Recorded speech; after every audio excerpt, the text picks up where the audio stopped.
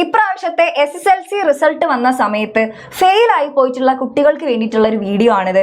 അപ്പോൾ നിങ്ങളുടെ മാർക്ക് കുറഞ്ഞു പോയതോ അല്ലെങ്കിൽ ഫെയിൽ ആയിട്ടുള്ള ഏതെങ്കിലും സബ്ജക്റ്റിൽ ഫെയിൽ ആയിട്ടുണ്ടെങ്കിൽ ആ ഫ്രണ്ട്സിനൊക്കെ പെട്ടെന്ന് തന്നെ ഈ ഒരു വീഡിയോ ഷെയർ ചെയ്ത് കൊടുക്കുക. അതായത് നിങ്ങൾക്ക് D ഗ്രേഡോ E ഗ്രേഡോ കിട്ടിയിട്ടുണ്ടെങ്കിലാണ് ഫെയിൽ ആയിട്ടുണ്ട് എന്ന് നമുക്ക് മനസ്സിലാക്കാൻ പറ്റുന്നത്. അങ്ങനെയുള്ള മക്കളെ നിങ്ങൾ നിർബന്ധമായിട്ടും ചെയ്യേണ്ട കാര്യം ആദ്യം തന്നെ റീവാലുവേഷൻ അപ്ലൈ ചെയ്യുക. നിങ്ങൾക്ക് എത്രത്തോളം കോൺഫിഡൻസ് ഉണ്ട് ഈ ഒരു പേപ്പറിൽ ഞാൻ ഫെയിൽ ആവാൻ ഒരു സാധ്യതയില്ല എന്നുള്ള കോൺഫിഡൻസ്, അല്ലെങ്കിൽ നിങ്ങൾക്ക് കോൺഫിഡൻസും വേണ്ട, നിങ്ങൾ ആദ്യം ചെയ്യേണ്ട കാര്യം റീവാലുവേഷൻ അപ്ലൈ ചെയ്യാം.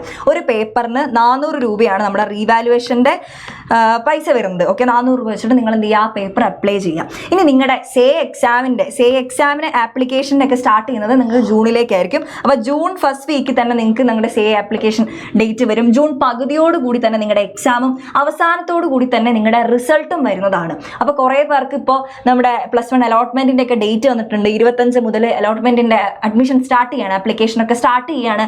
അപ്പോൾ ഈ ഒരു സബ്ജക്ട്സിന് ഏതെങ്കിലും സബ്ജക്ട്സിന് ഫെയിൽ ആയിട്ടുള്ള മക്കൾക്ക് ടെൻഷൻ ആയിരിക്കും. അയ്യോ, ഞങ്ങളുടെ ചാൻസ് നഷ്ടപ്പെടുകയാണോ, ഞങ്ങൾക്ക് ഇനി അപ്ലൈ ചെയ്യാൻ പറ്റില്ലേ, ഈ അലോട്ട്മെന്റുകളൊക്കെ കഴിഞ്ഞു പോവില്ലേ, അങ്ങനെയുള്ള ടെൻഷൻ അടിക്കൊന്നും വേണ്ട മക്കളെ. നിങ്ങൾക്ക് ഇതാ ജൂൺ ലാസ്റ്റോട് കൂടി നിങ്ങളുടെ സേ എക്സാമിന്റെ റിസൾട്ട് വരികയും അതേപോലെ നിങ്ങൾക്ക് അവിടെ സപ്ലിമെന്ററി അലോട്ട്മെന്റ് നിങ്ങൾക്ക് അപ്ലൈ ചെയ്യാനുള്ള അവസരവും ഉണ്ട്. അപ്പോൾ നിങ്ങൾ ടെൻഷനൊന്നും അടിക്കേണ്ട, നിങ്ങൾക്ക് എന്തായാലും +1ലേക്കുള്ള സീറ്റ് ഉറപ്പിക്കാം. അപ്പോൾ നിങ്ങൾ കൃത്യമായിട്ട് ചെയ്യേണ്ടത് നിങ്ങൾക്ക് ആ ഒരു പേപ്പർ റീവാലുവേഷൻ കൊടുക്കുക, അതേപോലെ അത് പഠിച്ചു തുടങ്ങുക. നിങ്ങൾക്ക് അത് ജസ്റ്റ് പാസ്സായാൽ തന്നെ മതി, നിങ്ങൾക്ക് +1ലേക്ക് അഡ്മിഷന് പോകാൻ വേണ്ടി പറ്റും. ഇല്ലെങ്കിൽ നമ്മുടെ കൊല്ലം വേസ്റ്റ് ആവും. സോ മക്കൾ എന്ത് ചെയ്യുക, കൃത്യമായിട്ട് ആ സബ്ജക്റ്റ് പഠിച്ചു എന്ന് ഉറപ്പ് വരുത്തുക. ഓക്കെ, നിങ്ങൾക്ക് ഇപ്പോൾ ഏകദേശം നമ്മുടെ ക്വസ്റ്റ്യൻ പേപ്പറിൻ്റെ ആ ഒരു സ്റ്റാൻഡേർഡും പാറ്റേണൊക്കെ മനസ്സിലായല്ലോ. അപ്പോൾ ആ രീതിയിൽ തന്നെ വളരെ സീരിയസ് ആയിട്ട് പഠിച്ചു തുടങ്ങാൻ, മാർക്ക് കുറഞ്ഞതിൻ്റെ പേരിലോ ഇല്ലെങ്കിൽ ഫെയിൽ ആയി പോയതിൻ്റെ പേരിലോ വിഷമിച്ചിരിക്കരുത്. നിങ്ങൾക്ക് തിരുത്താനുള്ളതും ഇല്ലെങ്കിൽ മാർക്ക് കൂടാനുള്ള അവസരമുണ്ട്. സോ പാഴാക്കി കളയാതെ കൃത്യമായിട്ട് പഠിക്കുക മക്കളെ. നിങ്ങൾക്ക് ഈ ഒരു എക്സാമായിട്ട് റിലേറ്റഡ് ആയിട്ടുള്ള കൂടുതൽ അപ്ഡേറ്റുകളൊക്കെ ഈ ഒരു ചാനലിലൂടെ നിങ്ങളെ അറിയിക്കുന്നതാണ്.